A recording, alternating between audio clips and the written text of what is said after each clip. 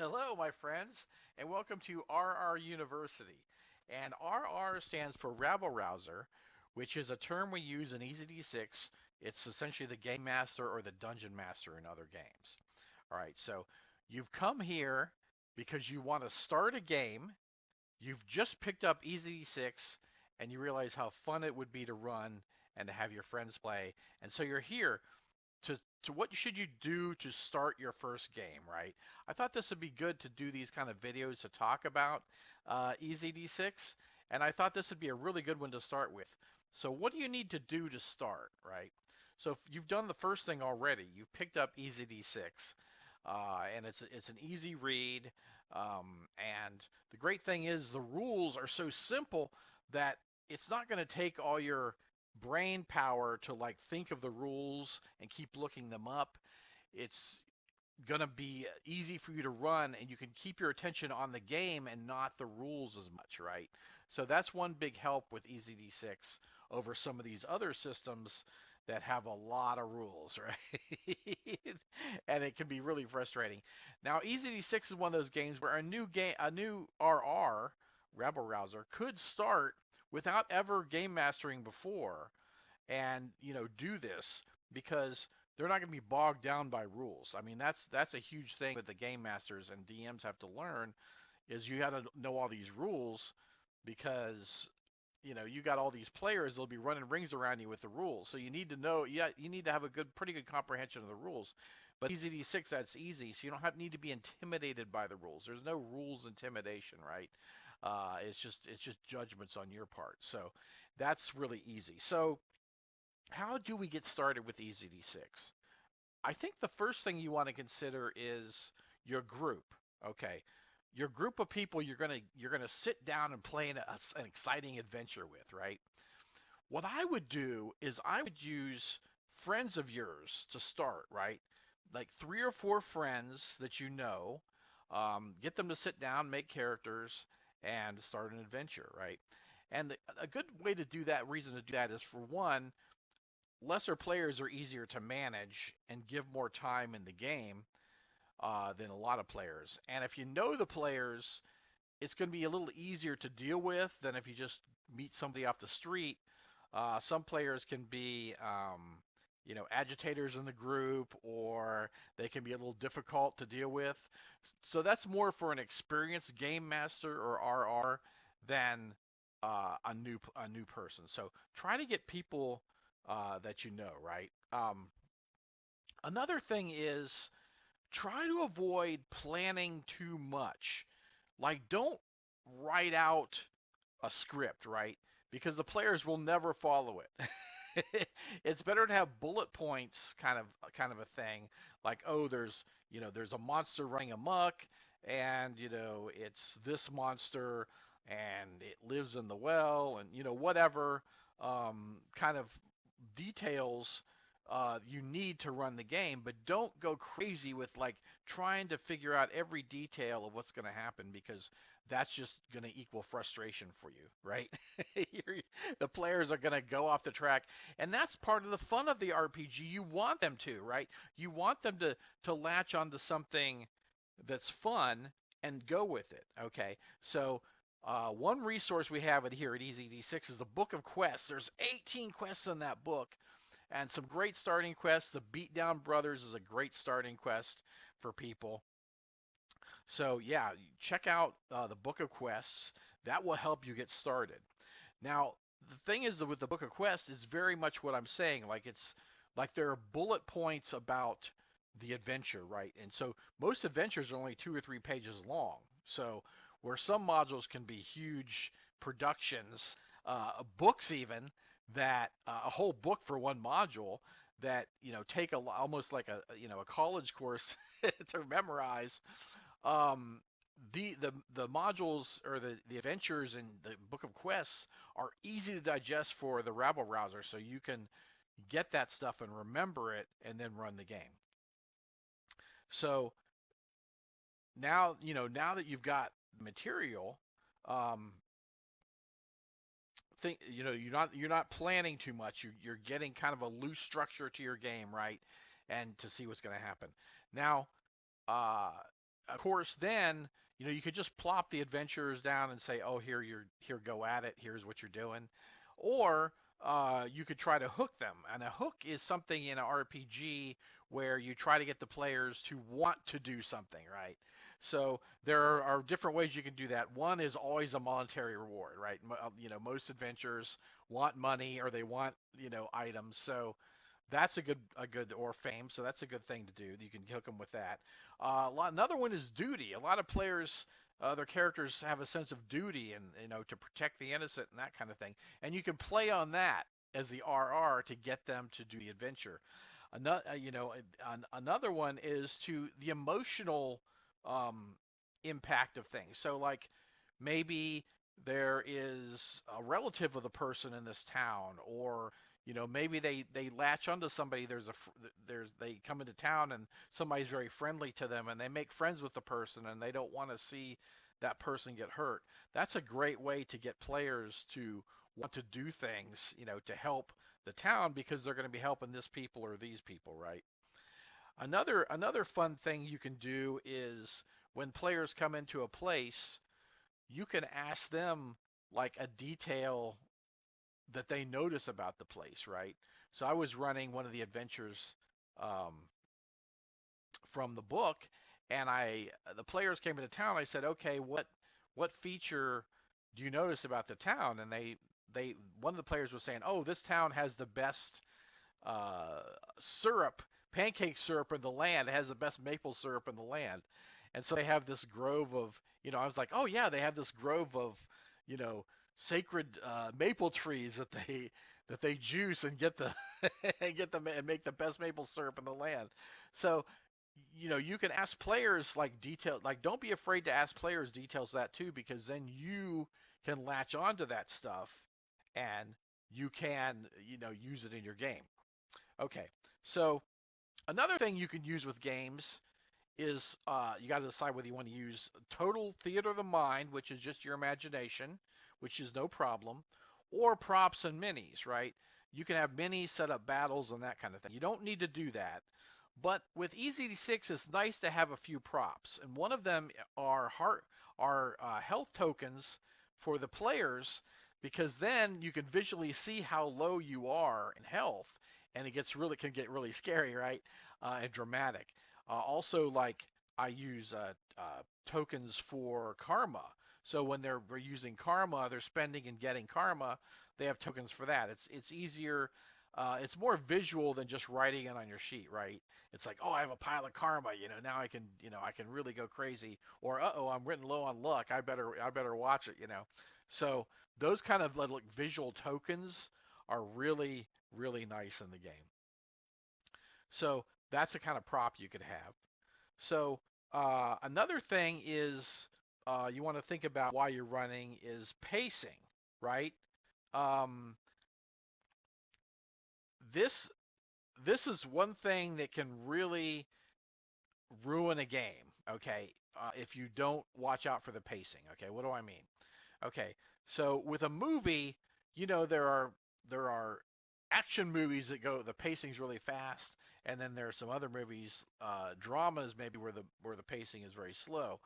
But it's usually, if it's good, it's appropriate for what's happening, right? So you want to kind of use that model when you run games. Think of the pacing. Okay, so if the players are just floundering around, have something happen. Have someone come up to them and say something, or have action happen, or whatever. Don't let them flounder, right? Too long, right? Players will, talk about stuff and that kind of thing, and give them time to do that and interact with people. Don't just keep cutting them off, but also pay attention to the pace, because I think that's one thing that new RRs can have a problem with is the pacing of the game. So keep it moving, keep the game moving, um, and you'll all just have a much better time, right? Instead of just lagging and dragging. You don't want there to be any times where it feels like it's lagging and dragging, right? Um, another thing is one shots are kind of perfect for when you're first starting out, right? Um, you don't want to have to worry about a whole campaign and everything before you start and all this. Don't worry about that. Let the players show up, make their characters, and then, like I said, when they come into the world, start taking what they things from their characters that they do and they say or they mention, and grab that and pull it into the game, and have fun with it. Whereas, like, a one shot, when you do a one shot, it helps you to like focus on that particular one game and not worry about any kind of campaign thing that's going to happen, right? That's something that you'll, want to do later on, as you gain experience and confidence, but don't try to, get too big too soon, right? Don't have this whole, overarching story about the kingdom and all this kind of stuff. Just start them out with a few adventures. Like with the Beatdown Brothers in the adventure book, the Book of Quests, it's about two bullies that, are lording over this town, and, the players have to deal with it. So, how they deal with it. You know, do they stop them, or do they, profit off it somehow? So, it's just it's what they do, but, that kind of, it's a self-contained thing. And when they finish that up, they've done that, and, you can move on to another adventure. And then, as these things come up, you can link this stuff together, as, a continuing campaign. But start small. Start them in a small village, in a town. The Beatdown Brothers is perfect. Don't, have this huge, monolithic thing that is just going to be, they're never going to hear like 97% of it, right? You may never even get to it. Just start small and build out from there. That's the best way to do this, right? I think so. Now, one thing with EZD6 is, I think the most difficult thing the new RRs will have with EZD6 are magic and miracles. Okay. um, I think for experienced game masters, it's the EZD6 is a breath of fresh air, because you don't have to worry about spell lists and all this tracking and all kinds of this stuff that is in other games, right? You have your conjurer or your person that does miracles, and you roll the contest thing, and the little mini game, and if you win you do it, if you don't you don't. um, so it's super nice for those kind of people. But starting out, I think that this is probably the most trouble that a new rabble rouser will run into. So what I'd like to suggest is this: I do have multiple videos on spells and miracles, so go check those out. That will help. There's a frequently asked questions in on the Discord and in the Facebook group. That can help with if you have some questions about Magic. But without getting into all the rules and everything of Magic, which there aren't that many actually, it's just the way you kind of look at things, right? So when someone's describing whatever, if they're doing a spell or a miracle, think about, think about a few things, like how many targets, which is in the rules. How hard do you think this spell is, right? Is it harder than just the number of targets? Or maybe there isn't a number of targets, maybe it's just something that happens. So then you have to decide the difficulty level of that spell, right? So, think of the most basic spell that someone could do, and then, as it gets, a higher level essentially of spell, or more difficult, or they want more targets, or this kind of thing. The more grandiose the spell, the more resistance the spell is going to have. And if you don't feel comfortable with a player, what they're asking for their spell, negotiate it down. Like, say, okay, that's you can't do that, but say, how about this? That kind of thing. So, if they wanted like, 20 elephants to spring into being or something, it's like, well, wait, at first it has to be in your school of magic. That's not, you're a fire elementalist. That has nothing to do with your school of magic. And, second, it's like, um, the level to do that would just be astronomical. Like that's not something you can do, right? So think if even they could do it, right? That's the best way to approach it. If they can do it. Now, when that fire elementalist says, "I just want to blast that target with a firebolt," that's really easy to figure out. It's when they ask for bigger stuff where it gets crazy, and you can always say no. Excuse me. You can always say, you can always bargain with the person and bring it down to a reasonable level, or just say no, it doesn't work. Right? So don't be afraid. But as you get more experience with the spell system, you'll feel more confident. But the trade-off will be that the spell system is so fun because it's so creative, and the players love it. They get to be so creative with the spell system, and in no time at all you'll feel comfortable arbitrating spells and miracles. Just think of the guidelines when they describe what they want to do, and then just go with it. Go with it. So I think that's really the most difficult thing that you would have to do as a new RR. But considering how easy the game is, you know, that's not much of a burden on you really, because the game is so easy that it's going to take all that stress of, oh, what, these 50 million rules I have to remember to, and some games, monsters have so many rules and all this stuff that it's just really, I say it takes your RAM in your head away, right? You're filling your RAM with stuff that's not fun, that's not important, because fun is what's important in the game. And that's what you want to do. When you have your first game, make it fun, right? Listen to the players. Encourage creativity. Um, let them do crazy stuff. You know, and feed off their ideas.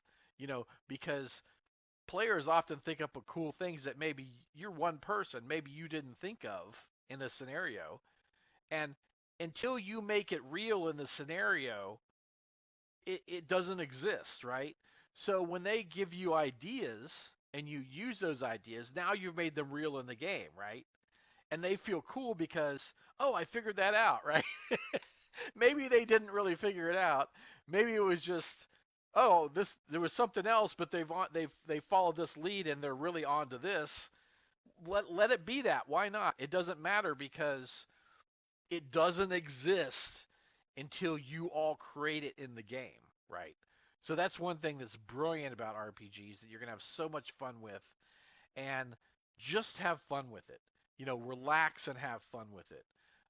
Because really all it is just pretending with friends, and you're using some rules to arbitrate instead of like, oh, I got them, no they got the, oh, I got them, no they got the. You roll the dice, right? Instead of just fighting over it, you roll the dice, and that's the arbiter of what happens in the game. So as far as like actions and things. So those are some great uh, points to start with. So think about this. Think about this when you start, and just have fun. You guys take care, and I'll see you back again for more RR University here in the near future. Take care, everybody, and have fun.